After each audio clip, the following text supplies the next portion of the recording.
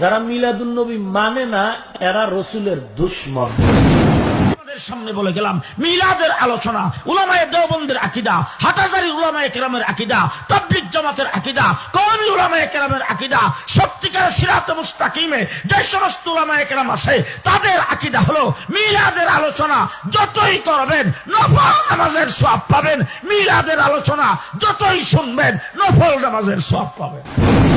সমগ্র সৃষ্টি খুশি ছিল, সমগ্র সৃষ্টি ফেরেশতারা গলা লাগাইতেছিল আর সুসংবাদ দিতেছিল দুজাহানের বাদশা জমিনে না পা দিয়া দিছে। আজকে দুজাহানের বাদশা জমিনে পা দিছে, জমিন পর্যন্ত খুশিতে নাচতে ছিল। দুজাহানের বাদশা আমার পিঠে পা দিয়া দিছে। আপনার হৃদয়ে আছে, আপনি কি মিলাদুন নবীর মাস আসছে, আপনার মাস আসছে কি হয়েছে? অন্যান্য মাস যায়, আপনার কাছে কি হয়েছে আপনি বলেন? আমি তো বলি যে যারা বলে সমস্ত ঈদের বড় ঈদ, একবারে সহি কথা বলে। মুহাম্মদ রাসূলুল্লাহর আগমনের চাইতে আর বড় ঈদ কি?